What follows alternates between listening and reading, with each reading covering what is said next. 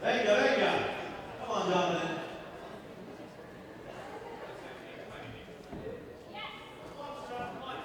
Here we go, Steph.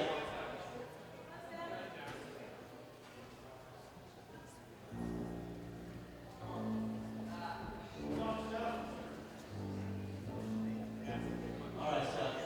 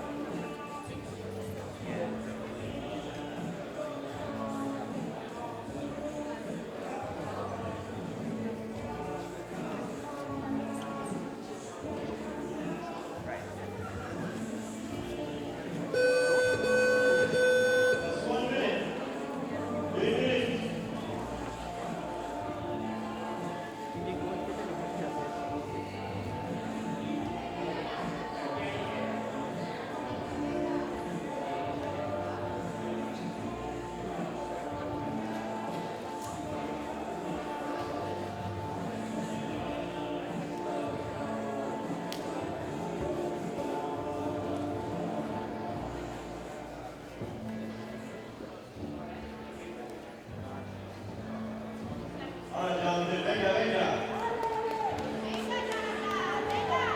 Come on, Donovan. Come on a little bit. Come on, now. Come on, Donovan. Come on, get some.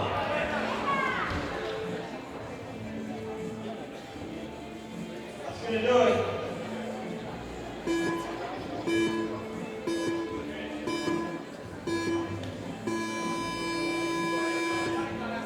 All right, here we go.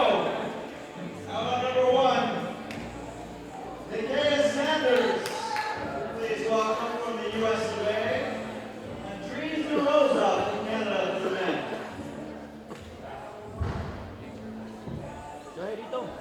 Summer is down, number two.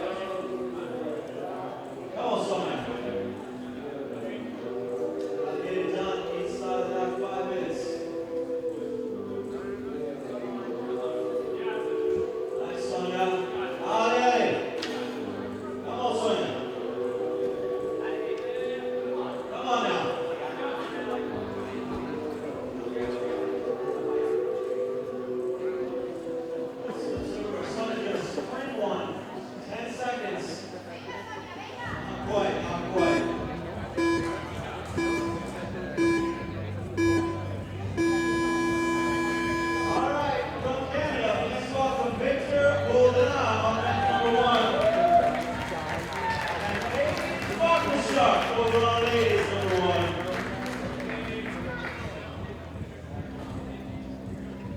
Now it's getting more exciting. Indiana Chapman's out on number 3. Jonathan up on number 2.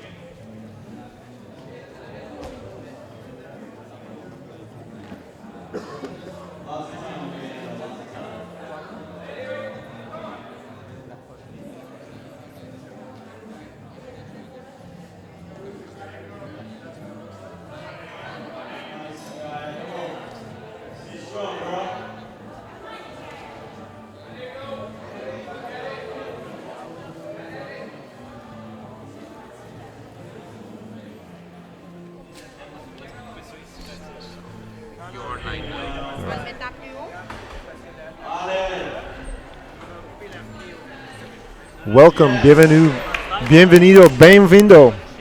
to the 2017 Climbing Pan Am Championships here in Montreal. Hope you've enjoyed what you've been seeing so far. My name's Tyler, and I'll be helping run you through all the action today, tomorrow, and bouldering finals on Wednesday.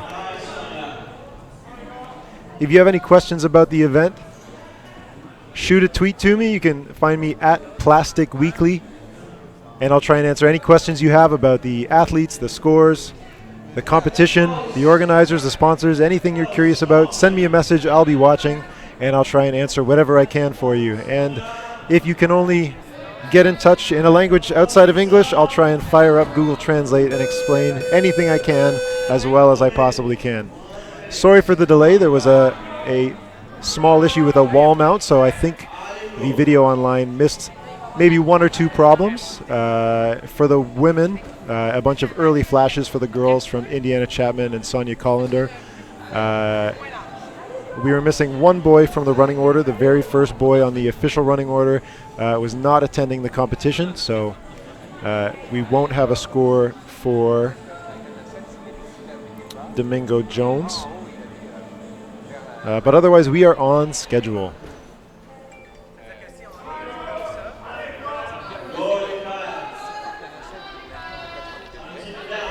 This is going to be a long day for all of us. We're, of course, only a little bit into the B category for the boys and girls bouldering qualifiers. This afternoon, starting around 2 o'clock, we expect the A category and the juniors as well. So we're going to be here all day. I'm going to try not to do too much talking. We'll let the action speak for itself. But again, if you have any questions, first check the website, climbingpanam2017.com. That's where, of course, you can find the live stream. You can find links to the scores, to a lot of the information about the comp. But if you have any other questions, you can just send a tweet to me at Plastic Weekly.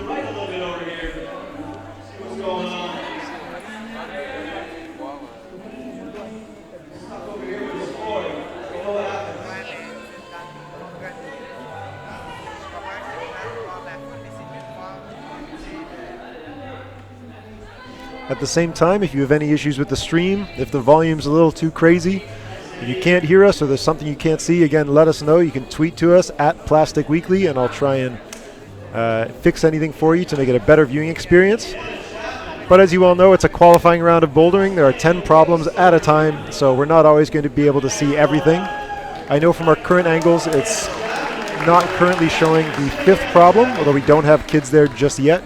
We're going to try and keep things moving around as much as possible to help you see the entire wall. The route setting crew made some last-minute decisions to place some problems in areas that originally weren't expected, so we're a little short on camera coverage. But we're doing our best, and I think we're doing A-okay.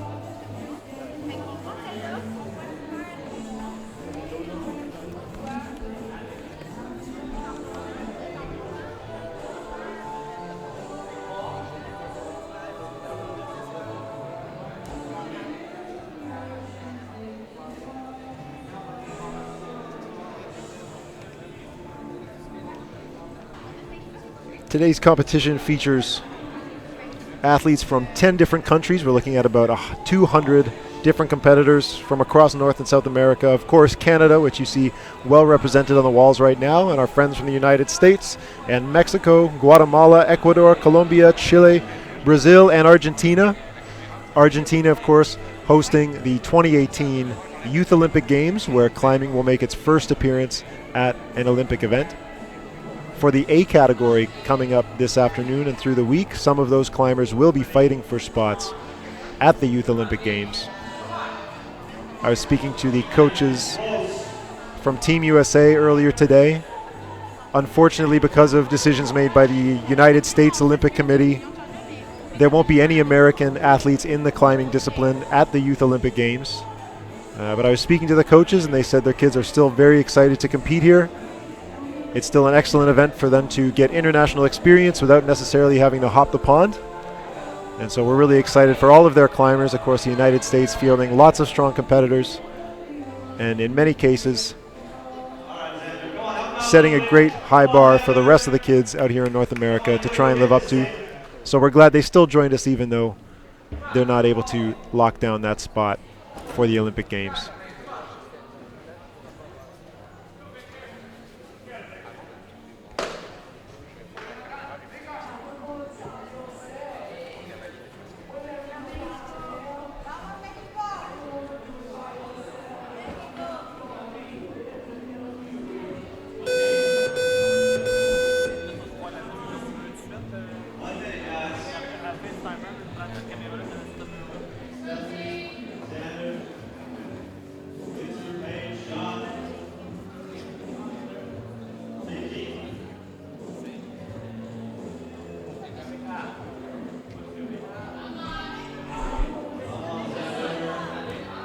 It'll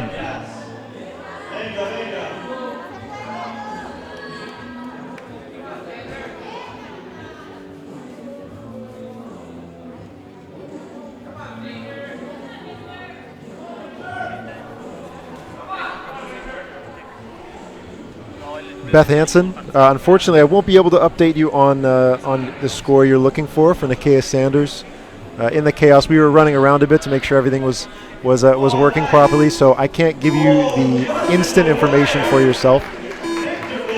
Those scores should be posted.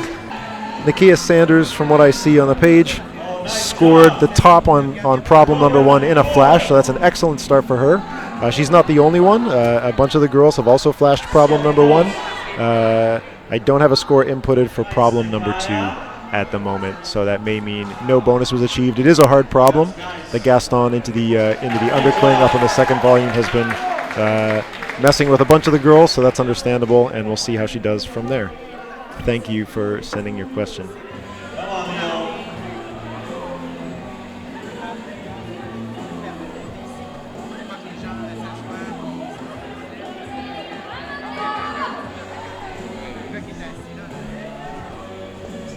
And we're watching our first male climber of the day, Emiliano Espinoza Dominguez from the United States. He's the trailblazer on men's number 4, so we'll get to see a first idea of the beta over here. That's the big blue volumes on the left side of your screen. That's problem number 4 for the men. Beside him, we've got Sonia Colliander, from Canada, working her way up a women's number 4.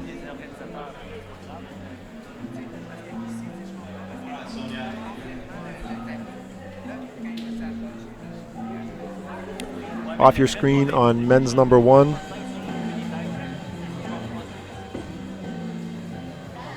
This is currently Leonardo Magallanes Tejada.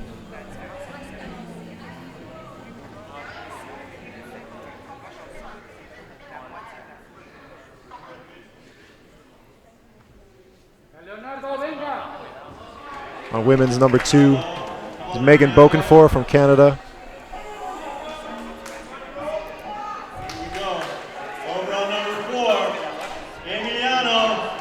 On problem number 1, Leonardo has achieved bonus.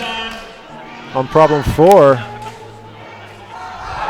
just missing the top on problem number 4. And problem number 1 for the boys, proving really difficult. Even just achieving bonus is tough. If you can get one hand on it, getting 2 is even harder, and controlling that tiny, very, very flat screw-on to do effectively a big pull-up dyno to a thumb catch sloper. It's a tough move. We're not seeing a lot of tops up there.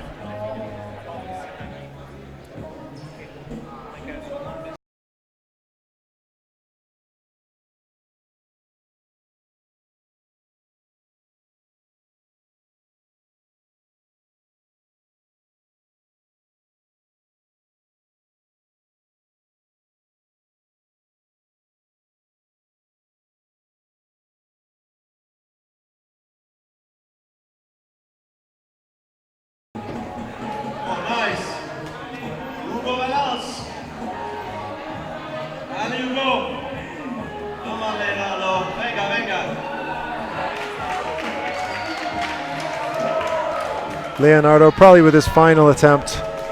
Unfortunately not scoring the top. It looks like he'll step back. Give this one more good crack. Come on, finish strong. Come on, get this thing done. And men's number 4. Is it going to happen this time? Yes, it is. Worked it out. Not a lot of time to spare. That's going to do it. It is a rainy morning here in Montreal. We're at Horizon Rock, one of the largest climbing gyms in Canada, which has recently had a rejuvenation specifically for this event. Women's number 2 and men's number 1 are on the brand new speed wall. It's the first official speed wall in Eastern Canada. They popped the roof off this gym to fit the thing in, and we're getting some use out of it, not just for speed climbing, but also for bouldering. Here at Horizon Rock, we're just around the corner from the Olympic Stadium. Montreal hosted the Summer Olympics in 1976. If you ever get a chance to visit, make sure you come down here to climb. Check out the Olympic Park, where you can go up the incredible tower over the stadium. If you haven't seen it, check out pictures. You can get a beautiful panorama of Montreal, which is a beautiful city by itself.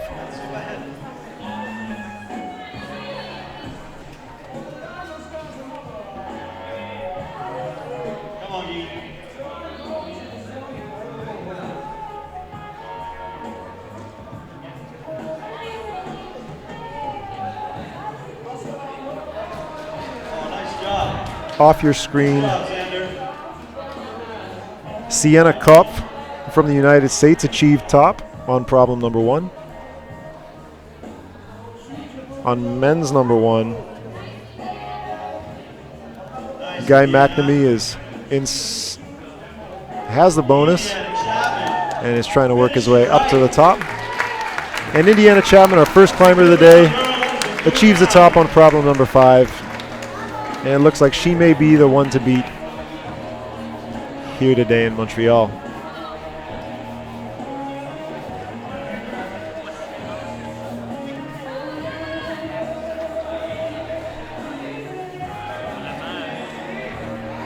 Oh, nice, John. Venga, venga. Also off your screen right now on women's number 2, Lola Rabinovich, still working her way on women's number 2. And again, if you're looking for scores, make sure you head to ifsc-climbing.org.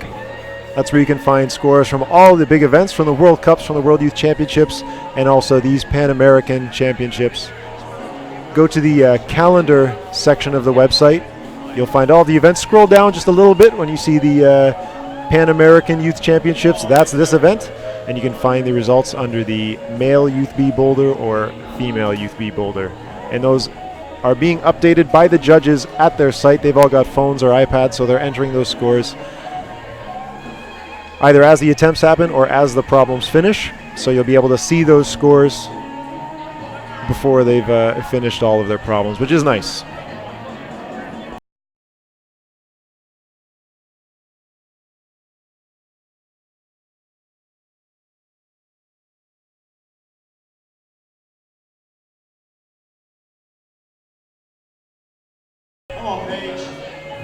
If you're watching along and you have any questions about any of the problems or anything going on here at the comp, unfortunately there isn't a comment section, but if you want to reach me, I'll be here for the next 3 days.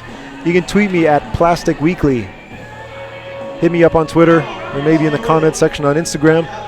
But Twitter would be best, and I'll do my best to answer any questions. I managed to get a tour of the problems earlier, so I've got a bit of an idea of what all the holds look like. So if you're unsure of how things climb, just shoot me a message, and I'll see what I can do for you. That's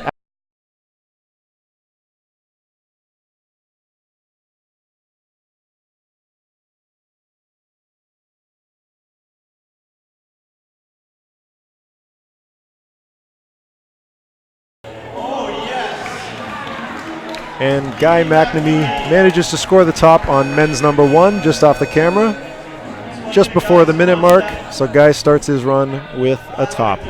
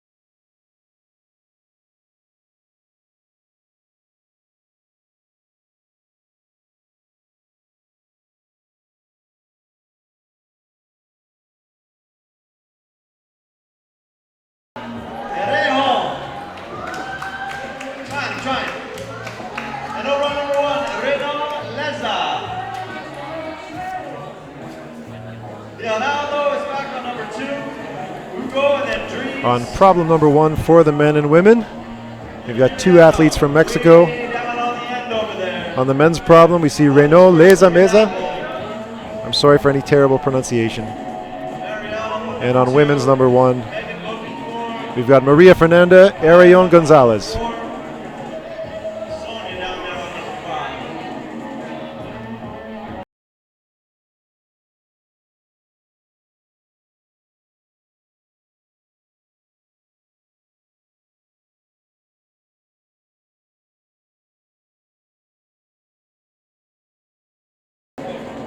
Emiliano from the United States trying to work that out.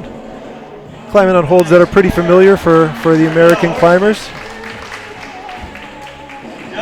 Shouldn't be too much of a mystery, but once you get beyond those starting volumes, you are dealing with some very blank little screw-ons. They're enough for a thumb, they're enough for a finger, they're enough for a toe, but that is it.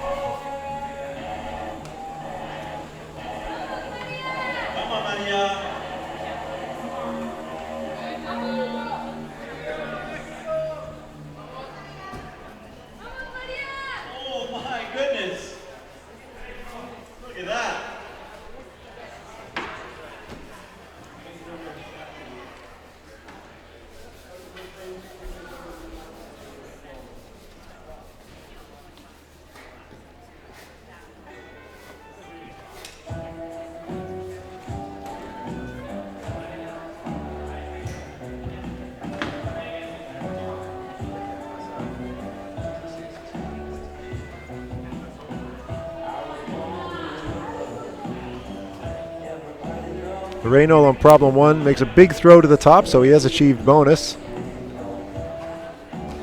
Just got to try and work his way to finish it up. And Maria Fernanda on 1. Unfortunately, my angle makes it really hard to see how the climbers are going. She hasn't achieved top just yet. She might have bonus. But you can always check the scores at ifsc-climbing.org to double check when their climbs are done.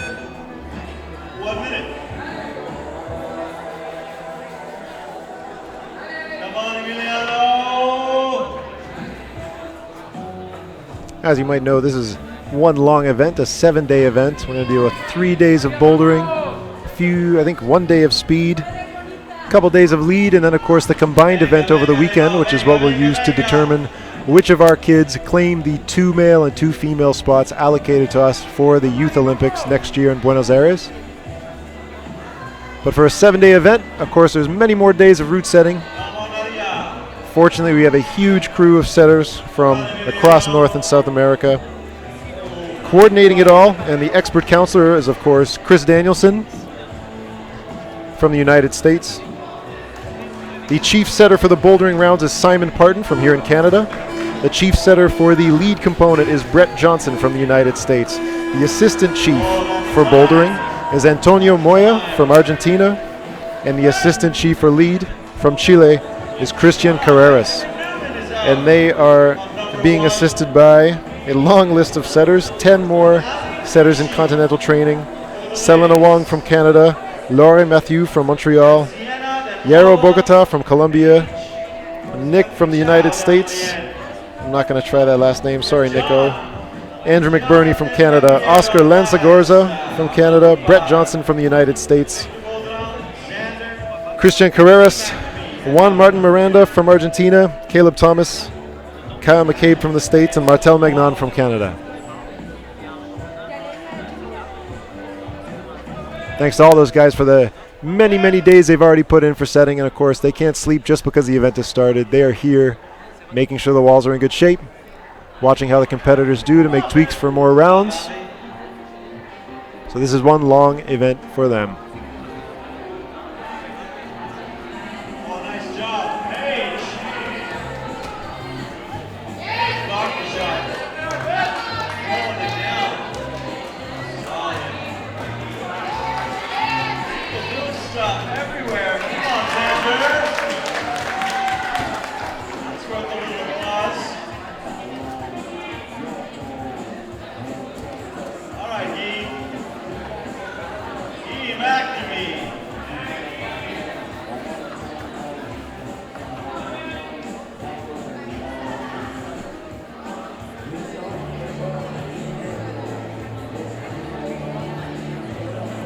And we just had a top on women's number 2 off your screen, who I believe was Sienna Kampf. I can't see your number, so I can't confirm.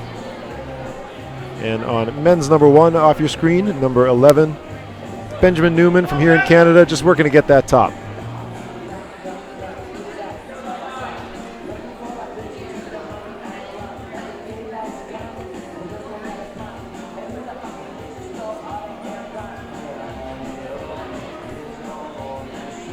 All right, John.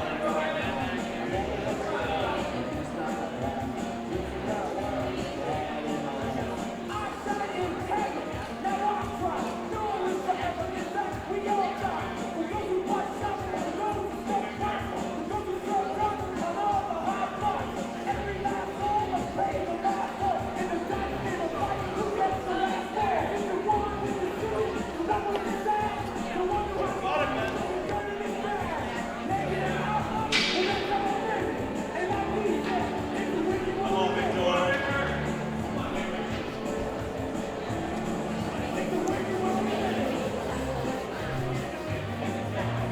Our buddy Benjamin Newman still trying to get that top on men's number 1. For the boys, it looks like it's one of those problems where it's easy to try and take the quick way out and make it very dynamic, but it seems like the best beta so far is to really commit into a small foot to help keep the tension. Try and stand up and hit the finish sloper, which is trash. But fortunately, it's got a screw-on thumb jib, which has been enough for some climbers. But everybody else seems pretty frightened of trying to stick that foot, which is understandable because you got a big volume you could slide down onto.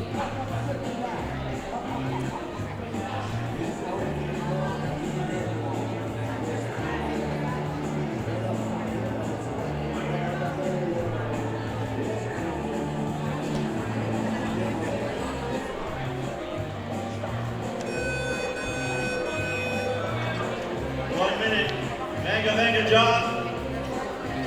Come on, get around this thing. Speaking of holds, we've got some excellent hold sponsors providing their wares today, and you will see more of their products as we get towards finals on Wednesday, when of course the problems will certainly be at their best with the coolest looking holds, the most exciting moves. You can see products from our proud hold sponsors: Bloc's Climbing Equipment, Kumiki Climbing, PCM Premium Volumes, and Dimension Volumes.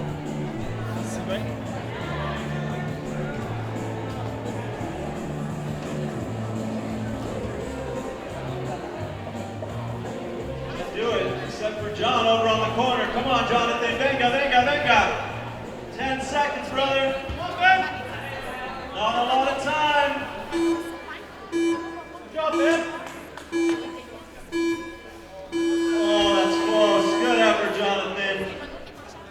Good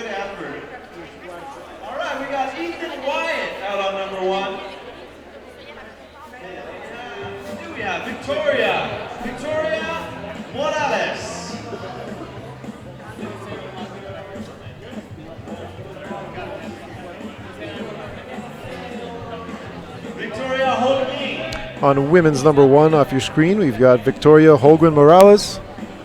On a women's number 2, for her second problem, Maria Fernanda Arion Gonzalez. And on problem number 1 from Canada, Ethan Wyatt.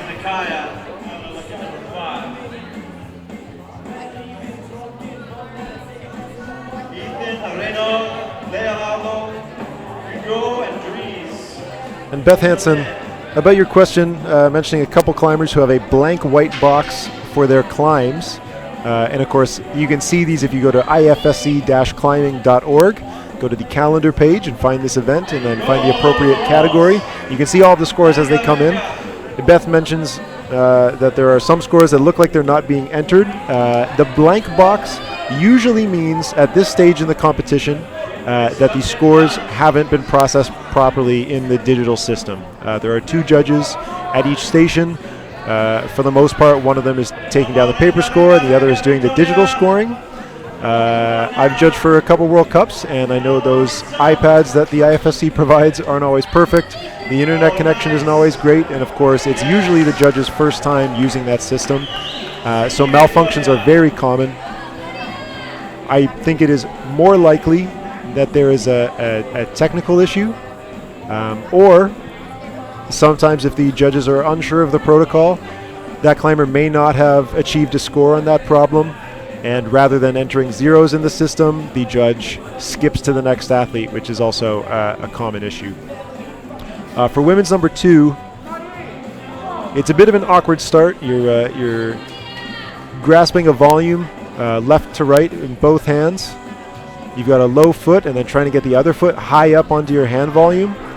And the next move is basically going straight up into a Gaston undercling on a volume above you. So aside from the start being hard to get on, the next hold, even before bonuses, is really tough to achieve. Even the earliest, highest ranked climbers did have a lot of trouble with that move. So it is definitely possible that those climbers with the blank may have just not scored any score on that problem.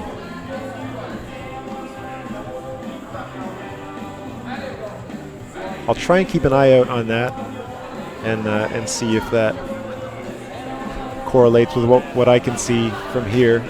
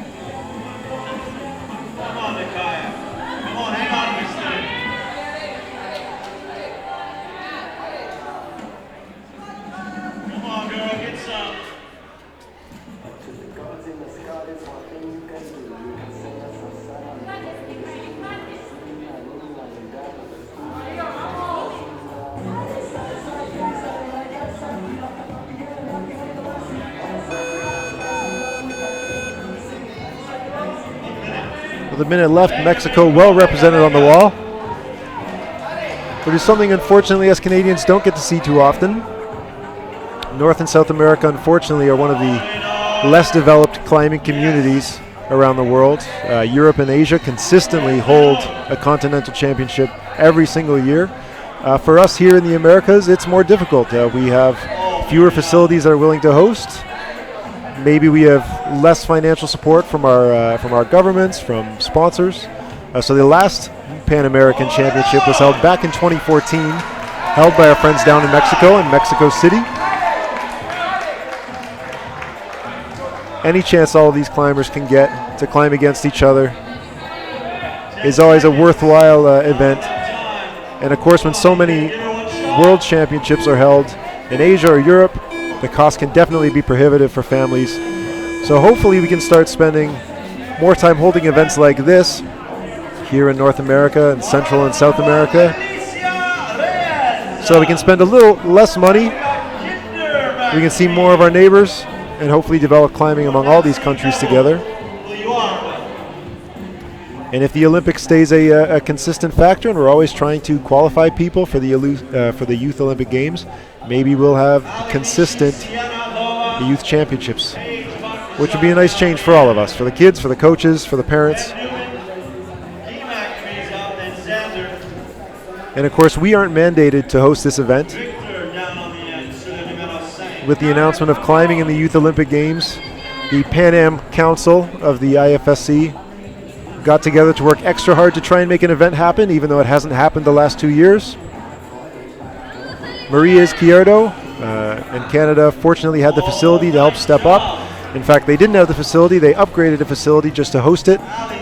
So we're proud that our friends in Montreal have put so much money into this facility to help us host this event and send some kids to the Youth Olympics. Otherwise, we would be out of luck, and North and South America would have less representation than we could have.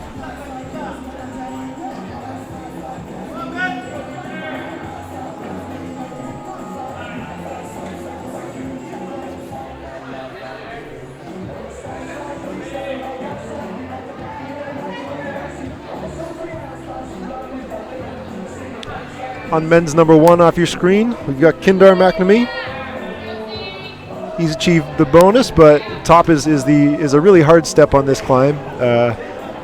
It's an interesting climb. It's pretty short. There's 3 volumes on the wall. The first volume is the start, the second is the bonus, and the last is the top. And of course, with so few ingredients, you can still make a really tough climb.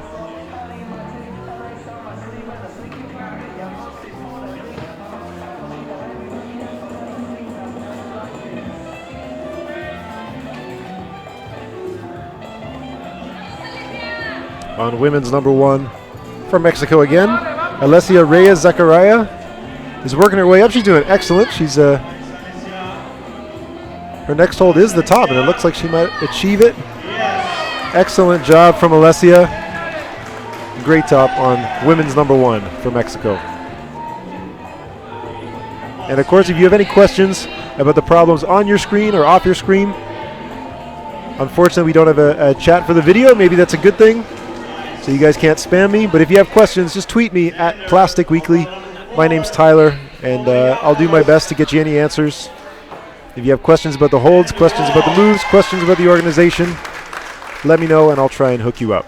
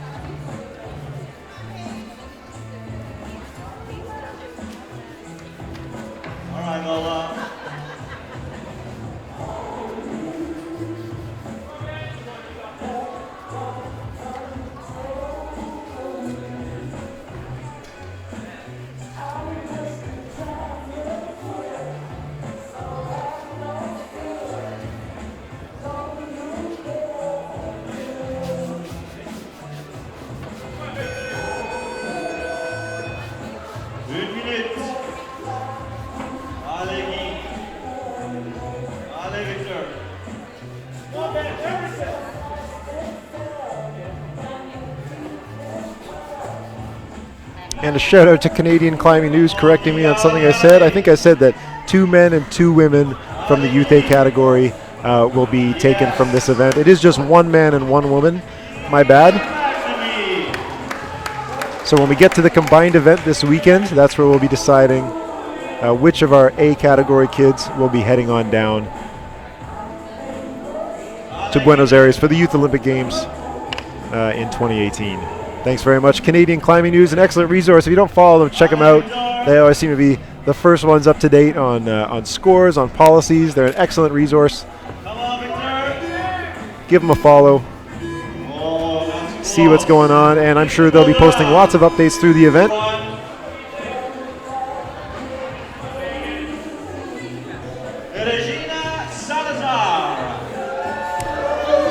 Off your screen on women's number 1, Regina Salazar. On men's number 1, Colin Duffy from the States. On the women's number 2, which is also off your screen, we have Victoria Holguin Morales. Victoria number 2 here. Maria number 3. Mariel Hortsman number 4. Megan Booker 4. And while we don't have a way to put scores up on the live stream, make sure you check those live updated scores at the IFSC website. That's where you can find scores for World Cups, World Championships, Paraclimbing World Cups, ifsc-climbing.org.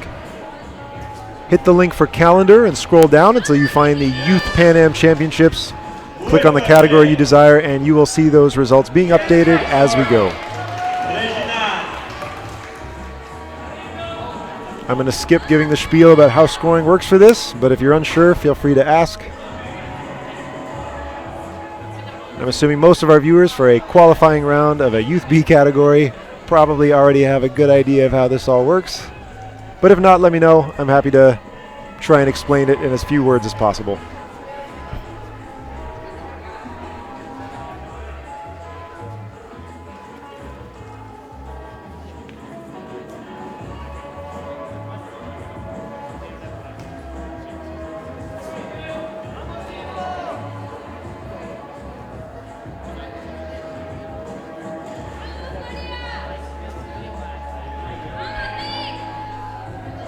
We're already 2 minutes into this problem. And on men's number 1, Colin Duffy. It's a pretty familiar name for anybody that follows youth climbing in North America. Possibly one of the strongest contenders in his category, and whatever category he's ever in. And of course, he's working really hard on this men's number 1. Achieves a bonus like most of our male climbers there, but still having trouble getting up to the top. So right off the bat, these climbs are kicking butt.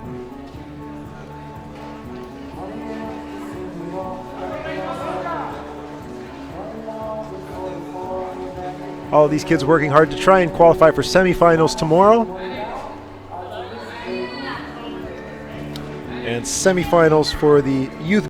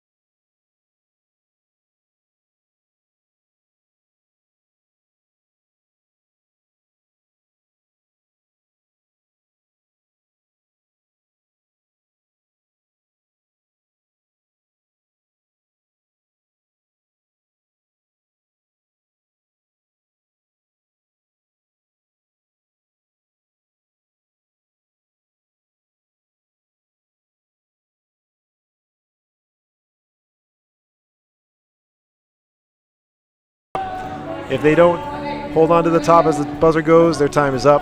They're in the chair for the next problem and won't score.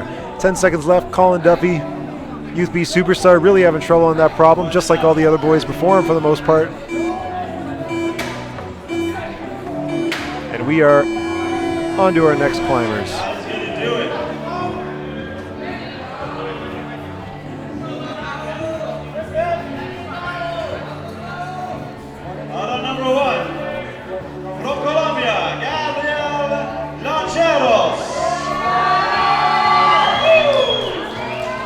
Big cheer from the Colombian crowd as our first Colombian climbers out on the wall.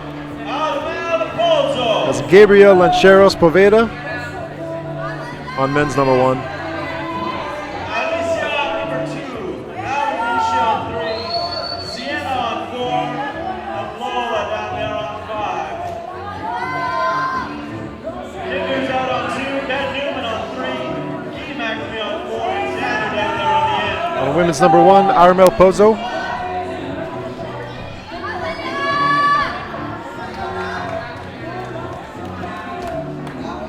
Armel Pozo from Ecuador, actually looking really good on this climb.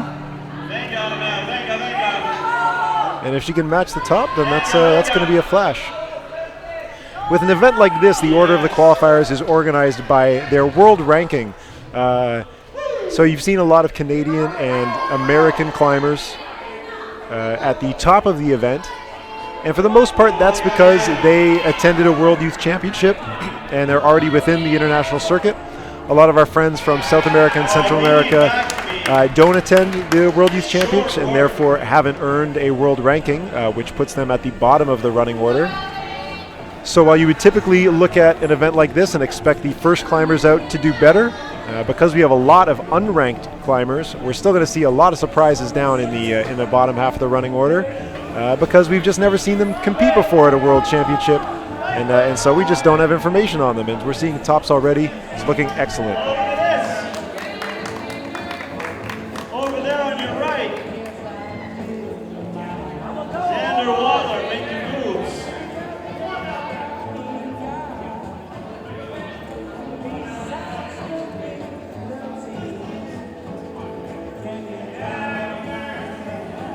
Nice, Kinder.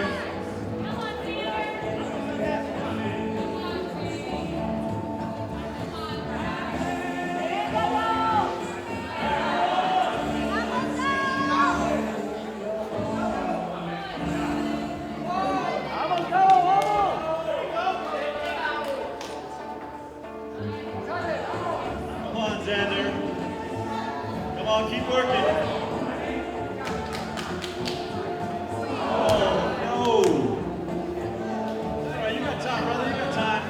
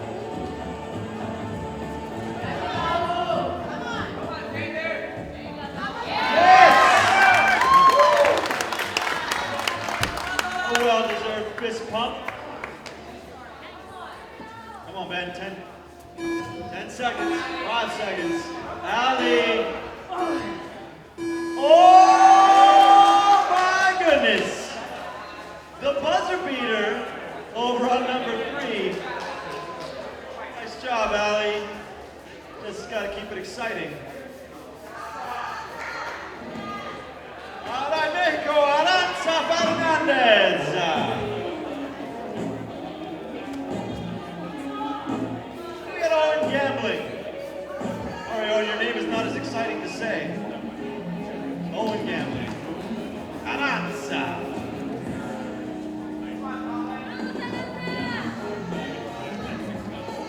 Regina, Victoria, Maria, and Marielle Hortzman. Come on, Marielle. Yes.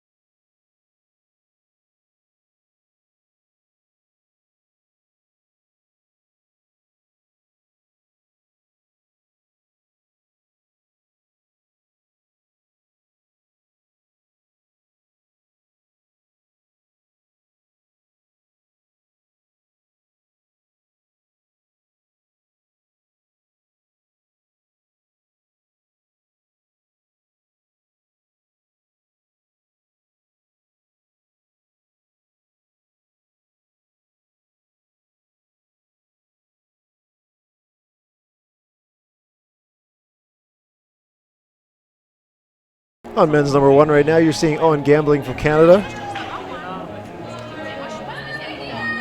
Well, I shouldn't say seeing. He's working on it. You can't see him on the screen, but he's doing his best. For the women, we're coming down to our final climbers on on women's number 1. Aranza Fernandez Gutierrez. It looks like she achieved the top because she's back in her chair already with 2 minutes to go.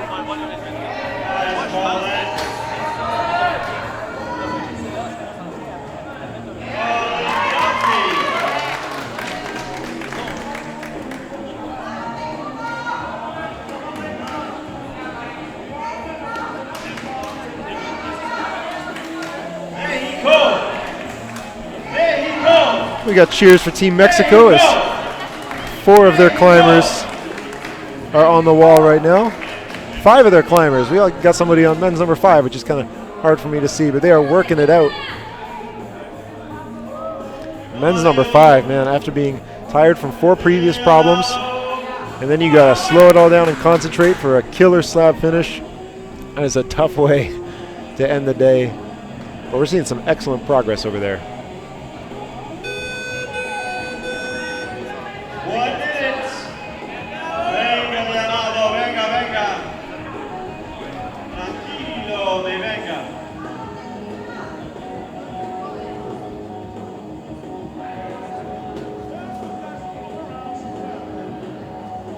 Head root setter to boulder number 2, please. Head root setter, men's number 2. We talk about all the work behind an event like this, not to mention the fact that this venue was effectively rebuilt just to host the event. I want to make sure I've addressed all of the volunteers who have coordinated this effort. Maria Izquierdo is really the spearhead for the event. She's the project director for Access Escalade Montreal. Valerie Laforge, the event coordinator, who's been great working with me, helping me out. Eric Lachance is the technical coordinator. Christine Deschênes, the volunteer coordinator, which is always one of the most difficult jobs at the events. Make sure you give respect to the volunteer coordinators. Paloma Izquierdo, she is the athlete and team services coordinator. Mathilde Cambus, she's in charge of the crowdfunding campaign. Vincent Destoop is the supplier coordinator. And Anshuza is taking care of the communication support. Speaking of the crowdfunding, this live stream is only possible because of the funds that we've raised from the crowdfunding on the climbingpanam2017.com website. If you guys value this, if you think it's worth $1 or $2, $5, $10 to help people from across our continent see this event, even if they can't make the trip, please consider donating a few bucks, whatever you can. It helps support everything going on here, and of course it helps us raise the bar on these events so we can keep making them happen every year, make sure they're higher and higher quality, better not just for the competitors but for the spectators, wherever they may be, either here in the house or at home. From the very north of Canada to the very south of Argentina, everybody can access it if you've got an internet connection, and that's all because of folks like you who have been donating a few dollars. So thank you so much. And of course that crowdfunder is still open, so please consider donating a buck or two as you can.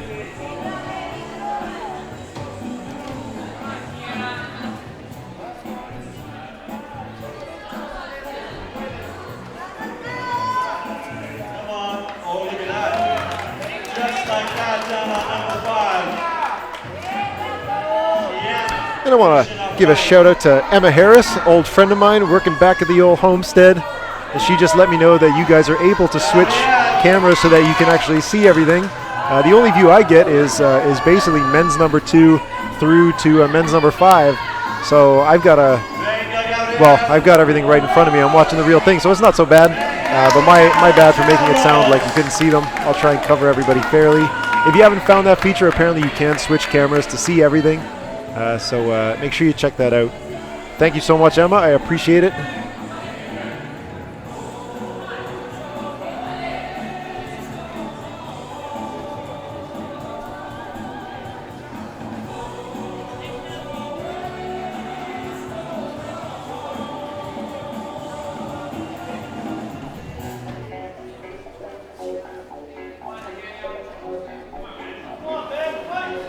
Currently on men's number 1 is Nathaniel Surma from the United States. And I believe we saw a flash from Babette Roy from Canada on women's number 1. If not a flash, she has topped it because she's back in her chair with more than 2 minutes to go.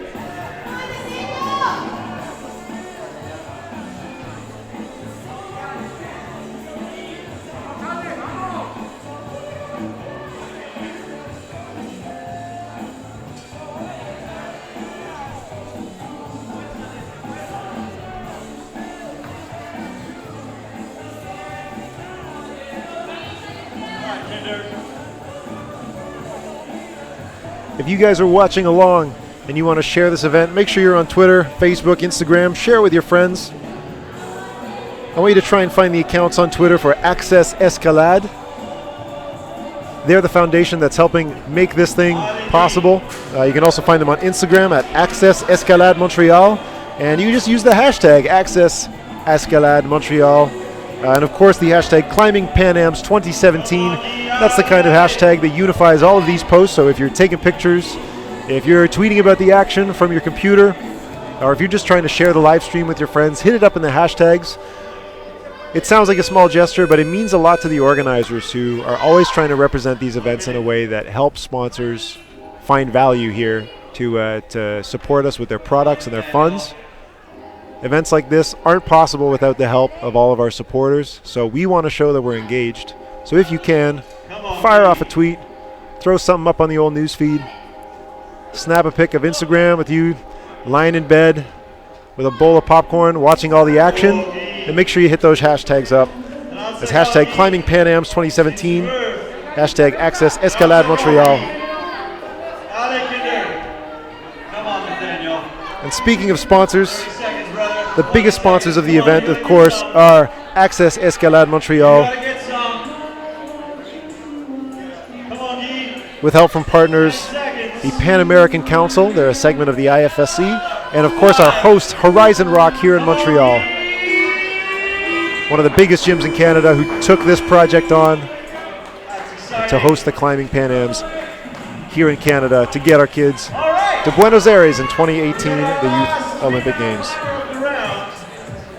Major partners, so we could never do this without, of course, the government of Quebec, the city of Montreal, and Tourism Montreal. as well as PME Montreal for the financial support, and Entreprise, who built these beautiful walls for you that you're seeing on the boulder and on the speed wall. This is Canada's first official regulation speed wall in the eastern half of the country. So we're very excited for the prospects of climbers coming out of the Maritimes, coming out of Quebec and Ontario, who now have some place that they can get to relatively quick and work on their speed, because we've always kind of lagged behind without having a big old speed wall, and now we've got one. So thanks to Entreprise for helping us build these top quality walls to support our athletes. And of course, if you live in the northeastern United States, come on up here to Montreal. Tons of great gyms, and now you got a speed wall to practice on. So come and give us a visit. Maybe check out the Tourism Montreal website to find a hotel, find other stuff to do. It is a beautiful city. Just celebrated its 375th birthday. Come on down to Montreal and see what all the fuss is about.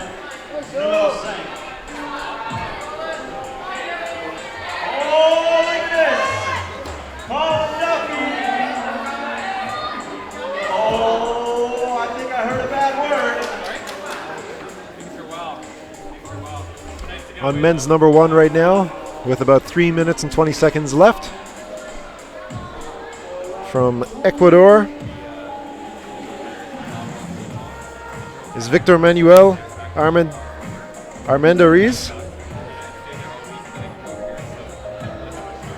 And already finished up on women's number 1. Helen Stevens from the United States. She is our final female competitor in the Youth B category. Colin Duffy sticking the big moves like we know he does up on men's number 3.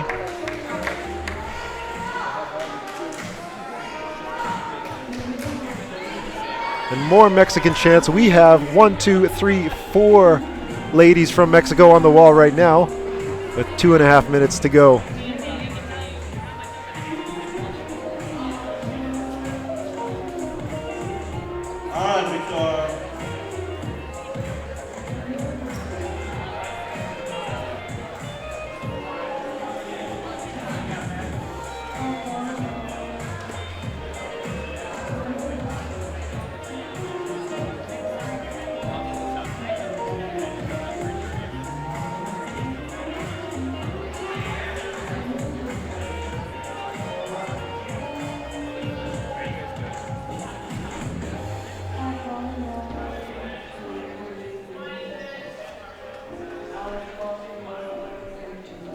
Continuing our introduction of the sponsors, big ups to the Perfect Descent climbing system. Of course, they provide the auto belays for our speed wall here. Not just your regular auto belays, but they pull in speedy quick fast, so all those top speed climbers don't get dropped. So thank you to Perfect Descent for their support. And of course, if you're staying here in Montreal, check out Hotel Gouverneur de Montréal, Auberge Royale Versailles, or the Travelodge Centerville. They're all official hotels here.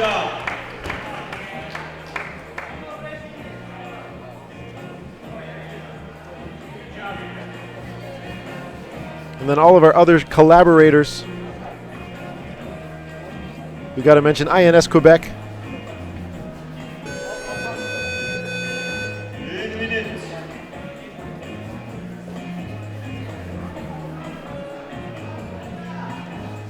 We got to thank 5600 for their support. TV Go for providing this webcast.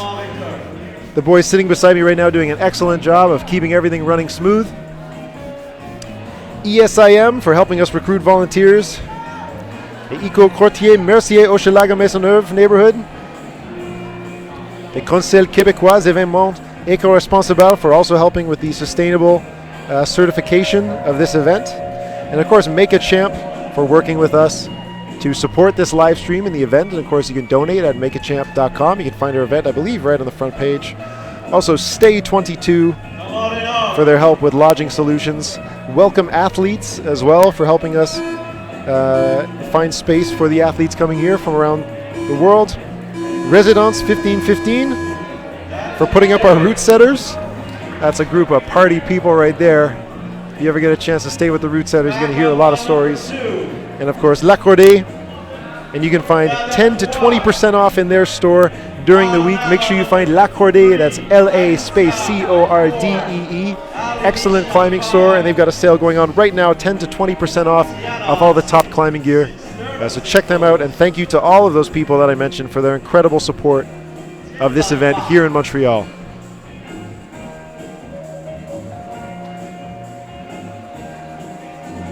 welcome for the gentlemen, Emilio Valdez on number 1. Nathaniel on 2, Gabriel is on 3, Kinder on 4, Van Newman down there on the 5. If you didn't hear already, we've got Emilio Valdez Garduño on men's number 1. He's our third last male competitor for the B category. Just a couple more to go.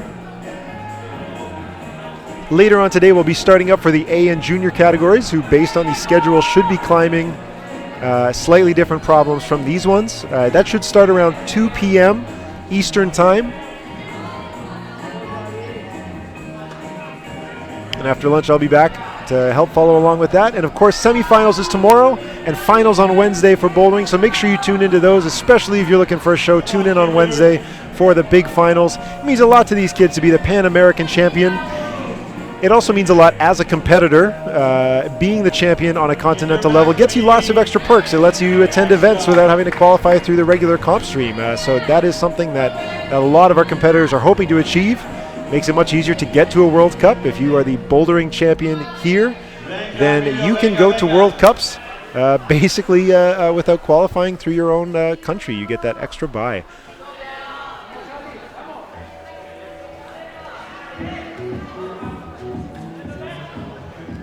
And of course, finals is on Wednesday, but that's just for bouldering. After that, we've got speed climbing, lead climbing, and then the brand new combined event. It's going to be the first combined event in North America. They've already held it in Europe, and they've figured it out in Asia. We're doing it for the first time now, and it's the format you're going to see at the Youth Olympic Games in 2018 and at the Olympic Games in Tokyo in 2020. So if you want to see what it's all about, you can check that out this weekend, Saturday and Sunday. You'll see the lead finals and, of course, the combined finals, which is where we'll decide who gets the bye to go down to Buenos Aires next year for the Youth Olympic Games, representing the Americas.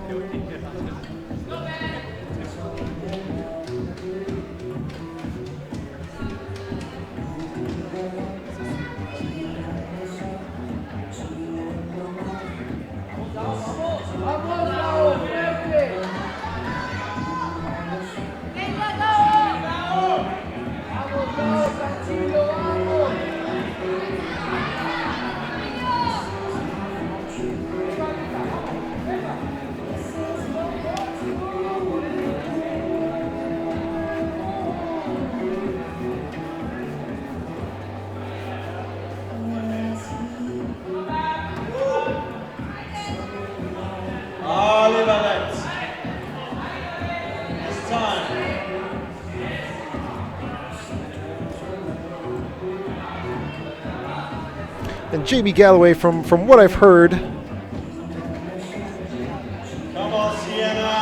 you can see most of the problems. Maybe not, though. Maybe 1 and 2 are still difficult to see, so I will try and keep you updated. Women's number 1 is on the steep. You're basically pulling through small crimps through a couple volumes to come around a head wall. Pulling a crimp on the flat and trying to rock your weight over a small foothold, and then clamping down on a brutal sloper for the finish. Women's number 2 and men's number 1 are very similar. They are mounted on the speed wall, so a bit of an incline. Women's number 2 is a real toughie. You're starting at a very tight 4-point start down on 2 volumes. So you've got your arms spread wide, 1 foot up in your face and the other foot low down. And then you're basically doing a big push straight upwards into an undercling, a Gaston undercling, which a lot of kids have had trouble with. But right now, Babette Roy from Canada managed to send that thing. If you can stick the undercling, bonus is basically a given. And then after that, you got to step on a pretty awful foot out to the right and secure top, which is just a triangular volume with nothing on it. I've seen a lot of falls today. Men's number 1, kind of similar. Basically just 3 volumes in total, another tight start. You're going straight up to a terrible flat screw-on on a very inclined volume, which you have to match. So you're trying to keep your hips way in while your feet are on tiny, tiny footholds. At that point, the top is tantalizingly close to you, but it is a sloping volume with just a little thumb screw-on attached. A lot of the climbers from bonus try and dyno up to the finish, which has not seen much success. There's a tiny little foot jib that you have to try and use to keep the tension.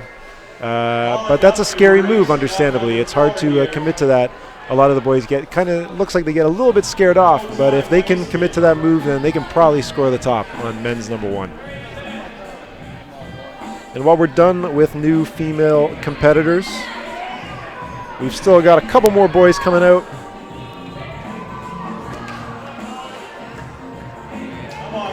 On men's number 1, we've got our second last athlete, Ethan Friedenheim from the United States. Another adventure in pronunciation.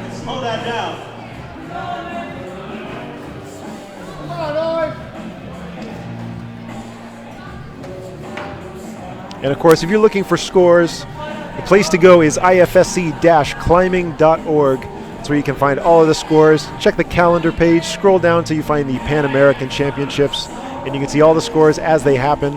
All of our judges have iPads where they're trying to enter those scores as quickly as they can. Technically, they are unofficial results, so they could change either by appeal or by just technical issue. But those scores have been looking pretty on the ball right now, so you can get a lot from those scores at ifsc-climbing.org.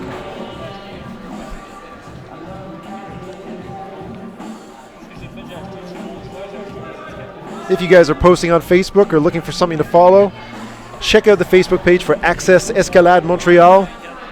They do a lot of work here in Montreal trying to improve people's chances to get into climbing, and of course supporting a lot of competitive work here in Quebec. You can also visit the Facebook page for the Climbing Pan Am 2017. Give it a like and you'll probably see pictures and lots of updates from the event. And of course there's a separate Facebook event. This one in French is the Championnat Panamericain d'Escalade. You can find that as well, probably if you go to the Facebook page for the Climbing Pan Ams. Unfortunately, we're really tight up here in the bleachers, me and the boys from TV Go, so I don't have space for too much laptop work. I can't double check a lot of these links for you, but they've been provided to me by the excellent volunteers here. So make sure you give them a follow. That social engagement means a lot in trying to secure sponsors and support these events. And of course, if you have questions, my name's Tyler. I don't have access to the official Twitter or Facebook, so if you want to get in touch with me, tweet me at Plastic Weekly. That's my account, and I'll try and answer any questions you have. Or if there are any issues you think could be fixed, I can do my best from up here in this secluded little area to try and make something happen for you.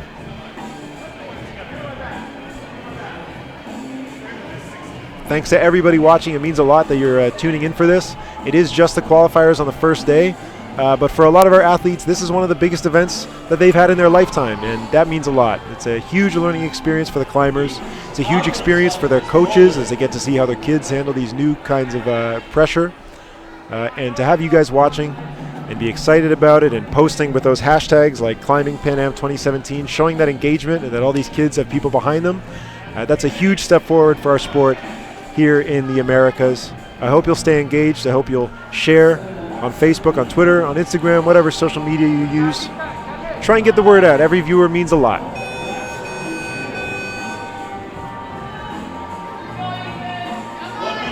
And if you can't tune in to every single day of this 7-day event, consider at least for the finals rounds.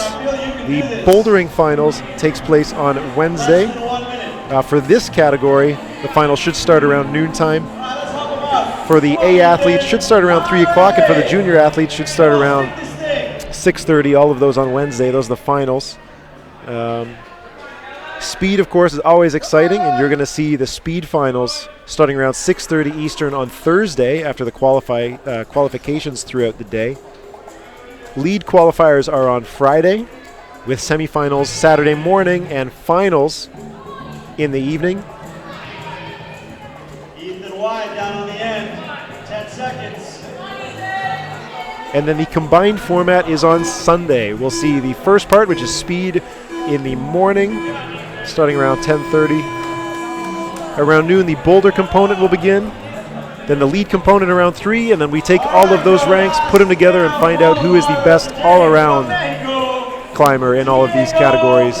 And for the A category, they could be the ones representing us at the Youth Olympic Games in Buenos Aires 2018.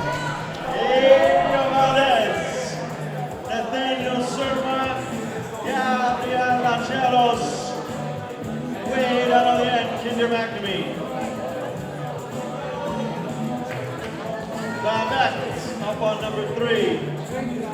Now on 4. Alicia Reyes on number 5.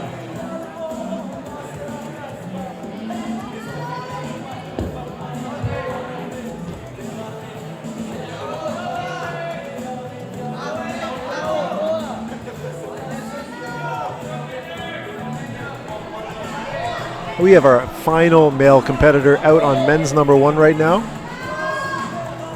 Representing Mexico, we've got Diego Eugenio Zuniga Gonzalez. He'll be our final climber for the morning. He's only about 1 minute and 20 seconds into his attempts here on men's 1, so he's got much more time on the wall for all of us to watch. But after this, we'll be able to focus on a few problems and see all the action.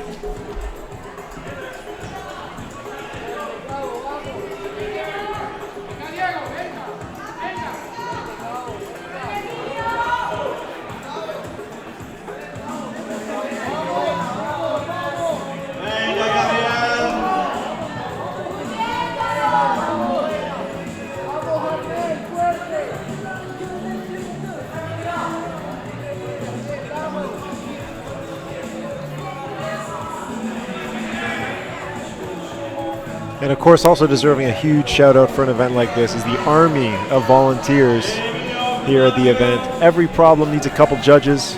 Somebody's got a brush.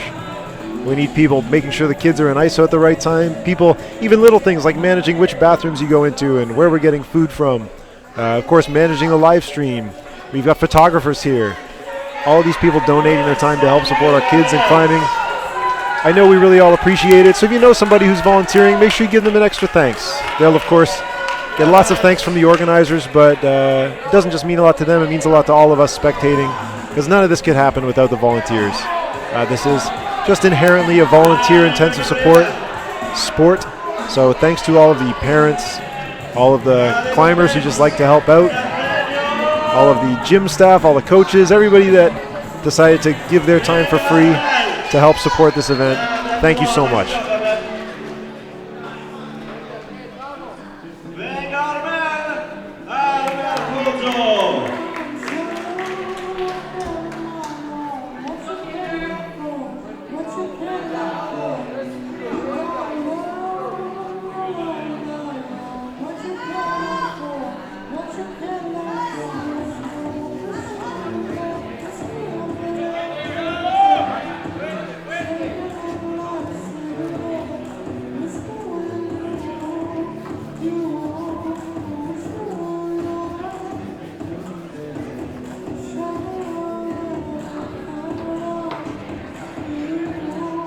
And something interesting I've just been tipped off to, if you're here in Montreal for the event or for any other reason, we've actually got some of these walls that are open to the public for you guys to check out the type of climbing that these competitors are doing. So if you're around through Monday, Tuesday, and Wednesday, come on down here to Horizon Rock.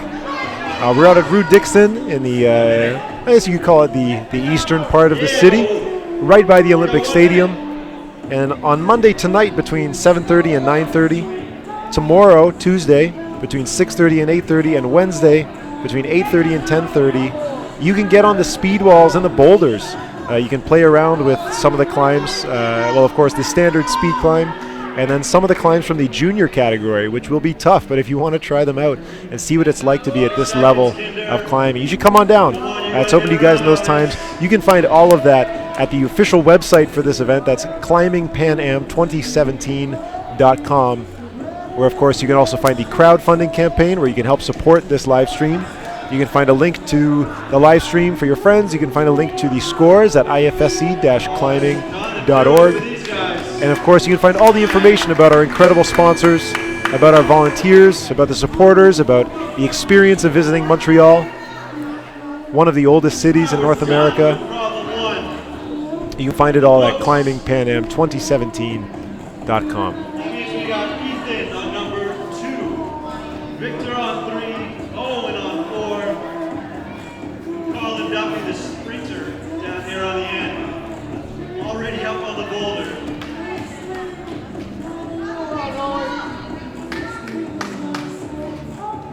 Helen's on number 3, Aranza on 4, and Regina Salazar down there on number 5.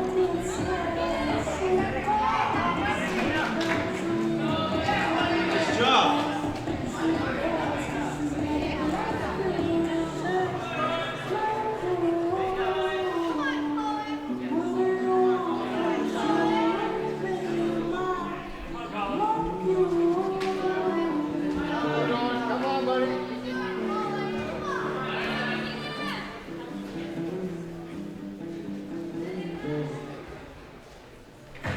At this stage in the game, men's 1 and women's 1 are done with no more competitors on them. Women's 2 is also finished up. I believe M2 will see one more competitor. At this point, it's a good time to start reflecting on the scores. Check out and see what's going on. Seeing a lot of dominant performances from the Canadians and the Americans and the Mexicans so far in the women's category, but again, it is early and there are still a lot of results we're waiting on because those climbers are still on the wall. Come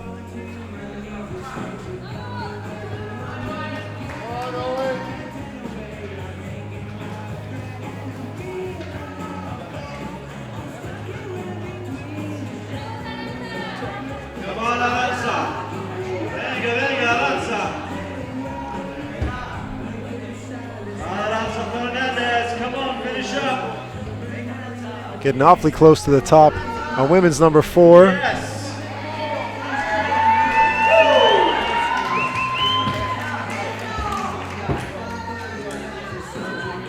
That was another confident top from Aranza Fernandez Gutierrez.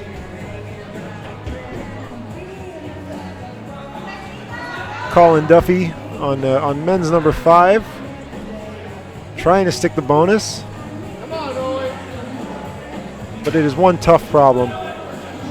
Like we said earlier, there's a lot of pulling in this comp, and to finish it up on the slab can be a tough mental game. But it's a good way to test everybody and find the well-rounded climbers to take forward into semifinals.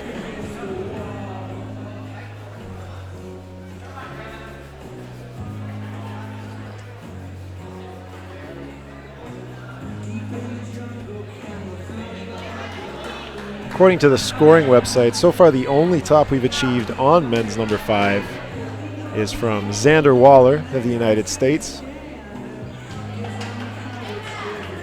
Also very few tops on men's number 1. That's a real separator. Of the entered scores we have so far, just 2 of them as far as I can see, from Guy McNamee and Emiliano Espinoza Dominguez.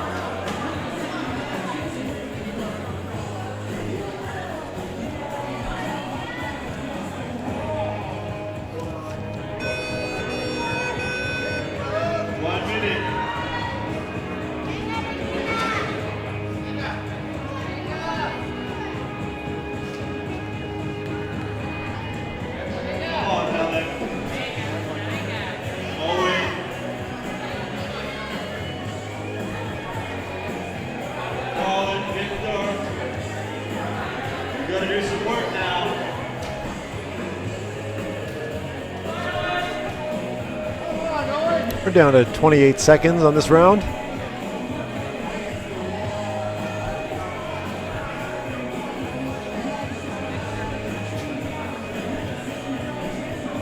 These are looking like final attempts.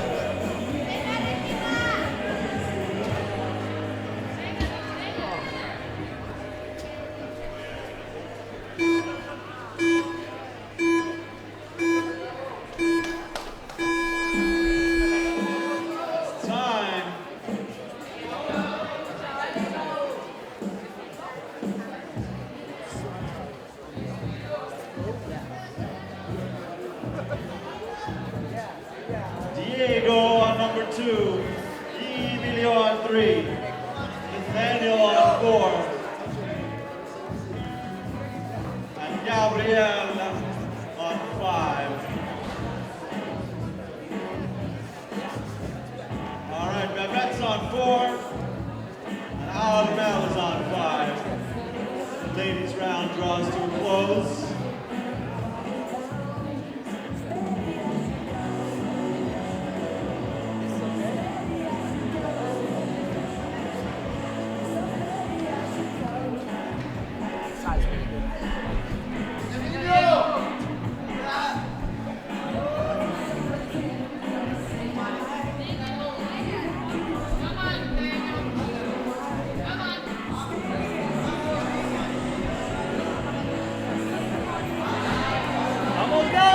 We've only got two female competitors on the wall. We are running out of ladies, and the men starting to get down to the end as well. Thanks for sticking around through the qualifying round of the B bouldering qualifiers. Around 2 o'clock, we're going to start up again with the A category. And then our juniors following immediately after them. So it's a full day of bouldering here in Montreal at Horizon Rock. Yeah, Babette. Just like that. Babette Roy with a clean top on women's number 4.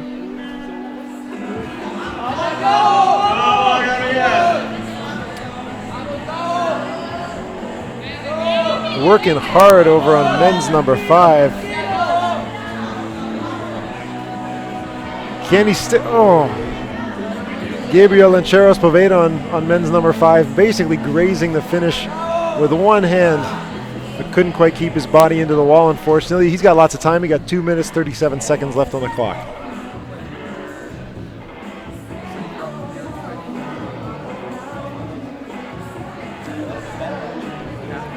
Diego Eugenio on men's number 2, trying to make his way up to the bonus. Emilio on men's number 3, trying to make work of those tiny little crimp screw-ons.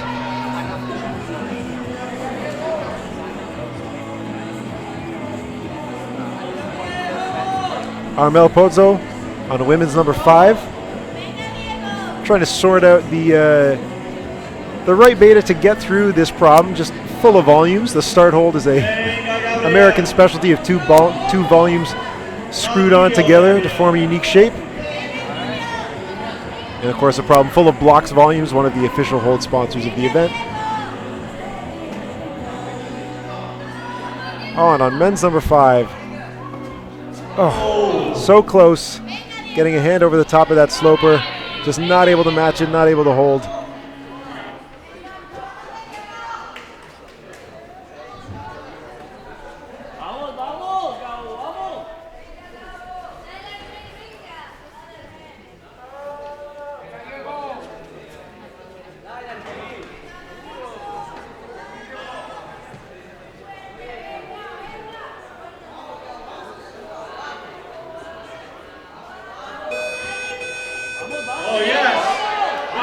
That's 1 minute remaining. And we may just get a top on men's 3. Unfortunately denied by a killer sloper. And with 45 seconds left on the clock, we might be looking at a couple final attempts. Men's and women's number 5 looking exciting. The men's number 5 with Gabriel from Colombia up there. He's got his countrymen behind him, so close to this top, but certainly one of the most difficult tops of the round. Let's see if he can score himself a nice finish to qualifiers. Second guesses, trying to commit to that left foot, and he commits to the foot, but unfortunately slips right off it.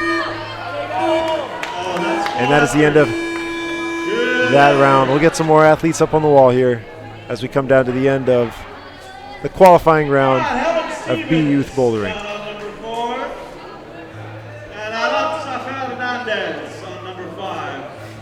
The men were down to 3 more. Ethan, Victor, and Owen. make sure you support the event by giving a shout out to the event and its supporters on Facebook, on Instagram, on Twitter. Use those hashtags Access Escalade Montreal or Climbing Pan Ams 2017. You can find the Climbing Pan Ams on Facebook. Give it a like so you keep up to date with what's going on. And just show your support so our sponsors know that we've got a big engaged audience that's paying attention to their message and their products. Because this place is packed here. The crowd you can see in the video is only a very small portion of the crowd. It's almost all coaches, athletes.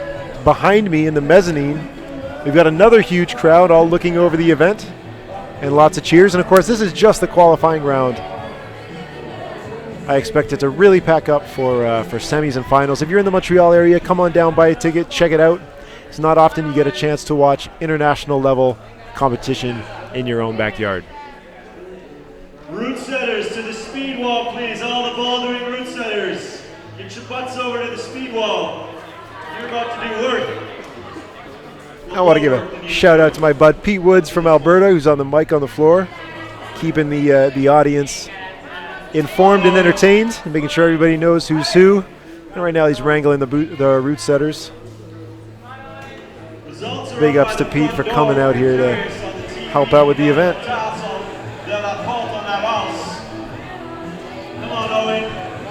And as we get towards the end of this, and of course there's a top for Owen Gambling of Canada on men's number 5. That's going to mean a lot. That problem has not seen many tops. So that is a good indicator for Owen.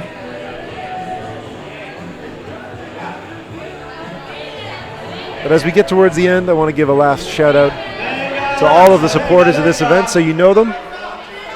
Presenting partners, of course, Access Escalade Montreal and the Pan American Council of the IFSC, as well as Horizon Rock, which is the climbing gym hosting this event. It takes a lot of resources to commit your facility for an event like this. It takes a toll on your members. But fortunately, Horizon has been a very supportive member of the climbing community. Their members know what they're getting into, and they know what they're supporting by hosting an event like this. So thanks so much to not just the staff and the owners and the volunteers at Horizon Rock, but also the climbing community here, which has given up space of their walls so that all these climbers from across North, Central, and Southern America can use them for this competition. Major partners thanks to the Government of Quebec, the City of Montreal, and Tourism Montreal, who, if you plan to come down and visit, which you should, check out Tourism Montreal's website and get some ideas of the cool stuff to do in this city. It's never boring. Also, PME Montreal for the financial support and Entreprise for the walls. Our official partners for the event are Perfect Descent Climbing Systems, Hotel Gouverneur Montreal, Auberge Royal Versailles, and the Travelodge Centreville. We're receiving support from the big organizations, of course, the IFSC and Climbing Escalade Canada, but also the FQME, that's the Fédération Québécoise de la Montagne de l'Escalade, and Sport Climbing British Columbia out there on the other side of the country. And our neighbors to the south, USA Climbing, thanks for helping us out. We also have proud partners in Bloc's Climbing Equipment, Kumiki Climbing, PCM Premium Volumes, and Dimension Volumes. You'll see lots of their holds and volumes on the walls over the next couple of days. Also thanks to Action Sport Physio, the 5600 for their help with the rooms and infrastructure here. INS Quebec as well. TV Go for helping with the webcast so all of you can see this. The ISIM, the Eco Crotier Mercier Hochelaga Maisonneuve, Conseil Québécois Événement Éco-Responsable. Nick, where are you at? Also thanks to Make a Champ for helping us with our crowdfunding campaign. If you find this live stream valuable, please consider donating $5 or $10 to help cover the cost of this endeavor. It means a lot to the athletes to have a lot of people cheering them on, even if it's from home.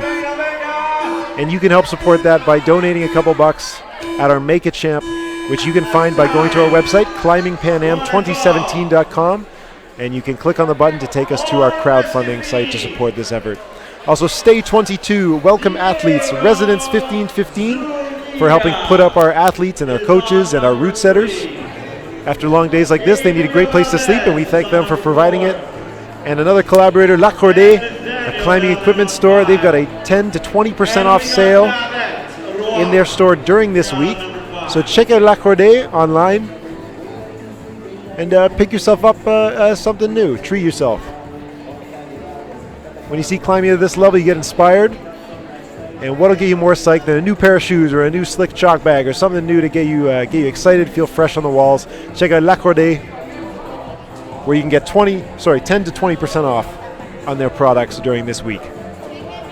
Thanks to all of those people for their support in making this event happen. And of course, thanks to all of the volunteers for all of their time. And we're coming down to the last few climbers here in the B category. We'll be starting again at 2 o'clock with our A and junior climbers.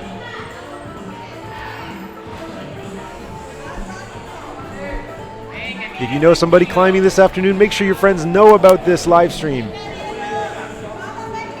Share the website on Facebook, Instagram, Twitter. On Twitter, you can tweet at Escalade Montreal. On Instagram, you can tweet at Access Escalade Montreal as well.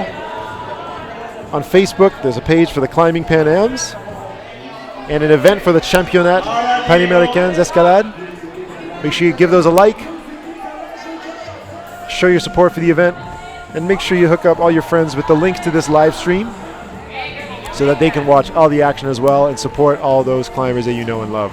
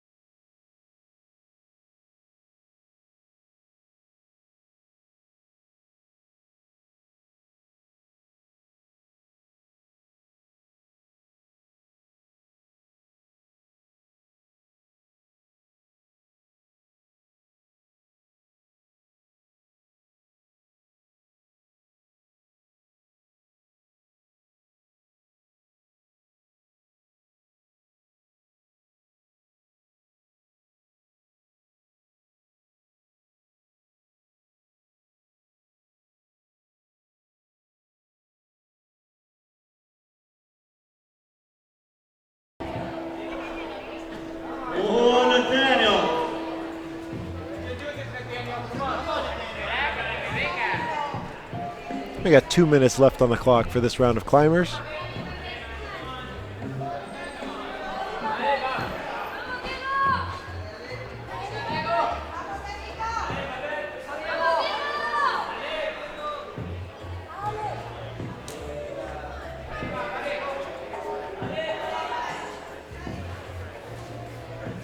If you've got questions about any of these climbs, if you're not sure what a hold is or how something feels, or maybe from the camera angle you're missing something. Unfortunately, I don't have access to the official Twitter and Instagram pages for this event, but you can tweet me personally at Plastic Weekly, and I'll do my best to help share whatever information I have, whether it's about the climbs or the schedule, the scoring, the organization, anything you need help with. Shoot me a message, and if I can't answer it, I'll see if I can wrangle somebody to help answer your question. All right, Diego. Venga, Diego.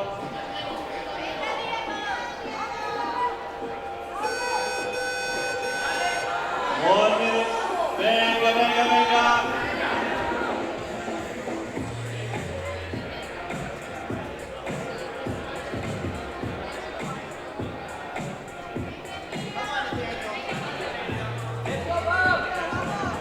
Advance.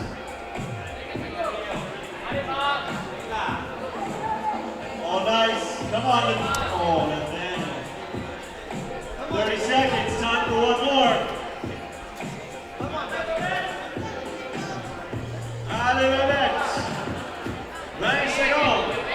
20 seconds left for Nathaniel Surma and Babette Roy on men's and women's 5. Nathaniel's moving with a lot of momentum in his last attempt. Maybe needs to slow it down a bit. Just missing again. And with only seconds left, Babette doesn't manage to get the bonus on that attempt. If you're looking for scores, you can see who's been climbing extra strong today, putting up those performances. Visit ifsc-climbing.org. Hit the link for calendar and scroll down until you find the Pan American Youth Championships. search for the male Youth B boulder or female Youth B boulder, and you can see all those scores as they come in. And of course, they will be official shortly after this event is done, and once the judges have had a chance to double check everything. But for now, they are still extremely accurate. I put a lot of faith in them. So you can check that out at ifsc-climbing.org. All the attention down on the end. Let's go, Ethan.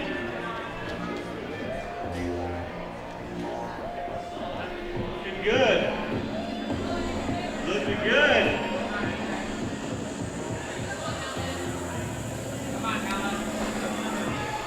Ethan on men's number 4, looking excellent. My goodness. Come on, Ethan. One hand on the top. Let's see if he can match it up. Solid work. Excellent job from Ethan Freudenheim.